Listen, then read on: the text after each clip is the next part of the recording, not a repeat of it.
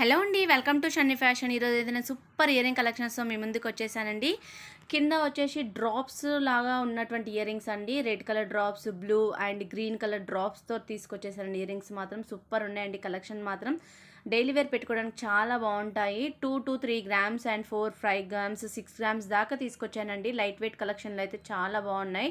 ఎవరికైనా ఏదైనా నచ్చితే వెంటనే స్క్రీన్ షాట్ తీసి మీకు దగ్గరలో ఉన్నటువంటి గోల్డ్ స్మిత్ దగ్గరికి వెళ్ళి అలానే చేయించుకోవచ్చు డిజైన్ చూపించి.